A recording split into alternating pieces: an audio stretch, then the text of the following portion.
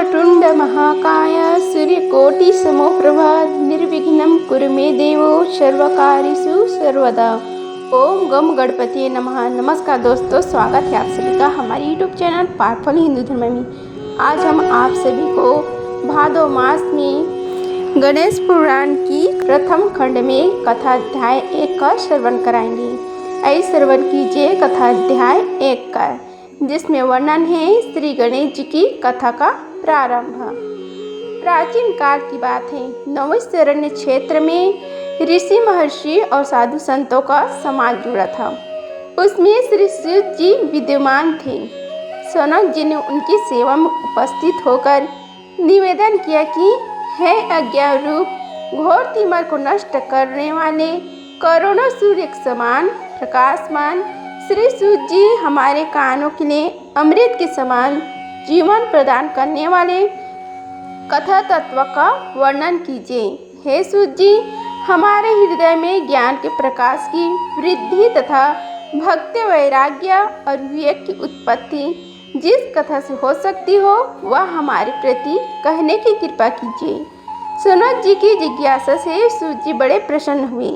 पुरातन इतिहासों की स्मरण से उनका शरीर पुलकमान हो रहा था।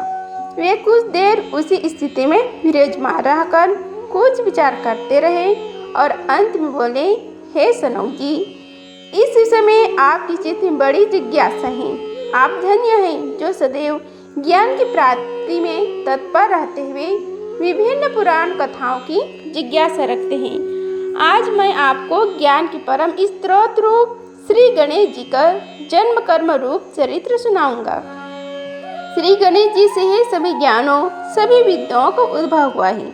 अब आप सावधान चित्त से विराजमान हो और श्री गणेश जी के ध्यान और नमस्कार पूर्वक उनका चरित्र का श्रवण करें।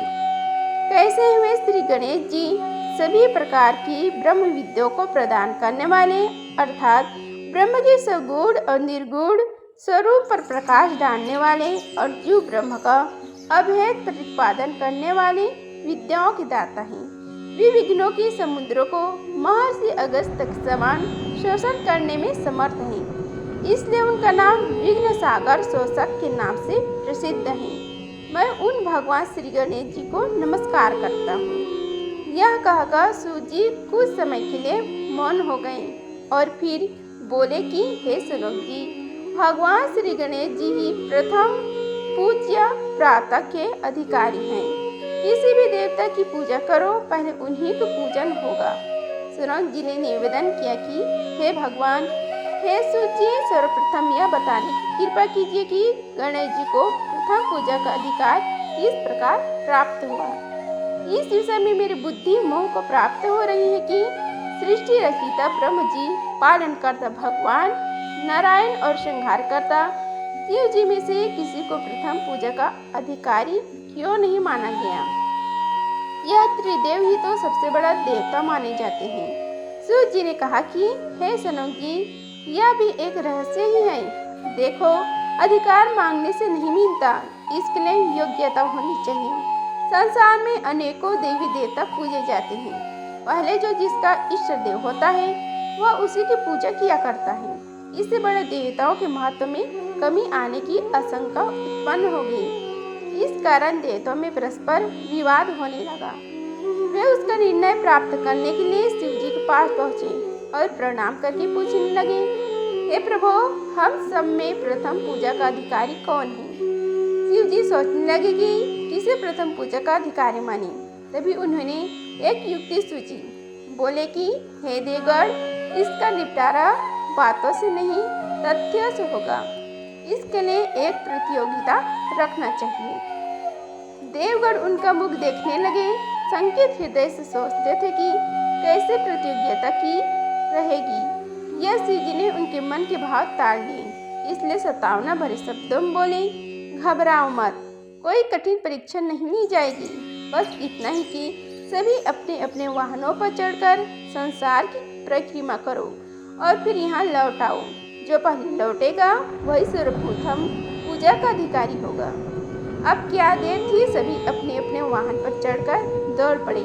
किसी का वाहन गजराज था तो किसी का सिंह, किसी का भैंस तो किसी का मृग, किसी का हंस तो किसी का उल्लू, किसी का अश्व तो किसी का श्वान। अभिप्राय यह कि वाहनों की विविधता के दर्शन उस समय जितने भले प्रकार से हो सकते थे उतने अन्य समय में नहीं। सबसे गया बीता वाहन श्री गणेश जी का मूषक था। उसे चूहे भी कहते हैं। ऐसे वाहन के बल भरोसे इस प्रतियोगिता में सफल होना तो क्या, सम्मिलित होना भी हास्यपद था। श्री गणेश जी ने सोचा, छोड़ो क्या होगा, प्रतियोगिता में भाग लेने से हम तो यहाँ बैठ रह कर ही तमाशा देखेंगे। वे बहुत देर तक विचार करते रहे। अंत में उन्हें एक युक्ति सूझी। फिर जी स्वयं ही जगत आत्मा है, यह संसार उन्हीं का प्रतिबिंब है, तब क्यों न इन्हीं की परिक्रमा कर ली जाए। इनकी परिक्रमा करने से ही संसार की परिक्रमा हो जाएगी। ऐसा निश्चित कर उन्होंने मूषक पर चढ़कर शिव जी की परिक्रमा की और उनके समक्ष जा पहुँचे। शिव जी ने कहा कि तुमने परिक्रमा पूर्ण कर ली। उन्होंने उत्तर दिया, जी। शिव जी सोचने लगे कि इसे तो यही घूमते हुए देखा, फिर परिक्रमा कैसे कराया। देवता को परिक्रमा करके लौटना आरंभ हुआ और उन्होंने श्री गणेश जी को वहीं बैठे देखा तो माथा ठनक गया। फिर भी साहस करके बोले, अरे तुम विश्व की परिक्रमा करने के लिए नहीं गए। श्री गणेश जी ने कहा कि अरे मैं कब का यहाँ आ गया। देवता बोले, तुम्हें तो कहीं भी नहीं देखा। श्री गणेश जी ने उत्तर दिया कि देखते कहाँ से, समस्त संसार शिव जी में विद्यमान है। इनकी परिक्रमा करने से ही संसार की परिक्रमा पूर्ण हो गई। श्री शिव जी बोले कि हे सनौक, इस प्रकार श्री गणेश जी ने अपनी बुद्धि के बल पर ही विजय प्राप्त कर ली। उनका कथन सत्य था, इसलिए कोई विरोध करता भी तो कैसे। बस उसी दिन से श्री गणेश जी प्रथम पूजा होने लगी। इस प्रकार शिव महापुराण में कथाध्याय 1 का समाप्त हुआ।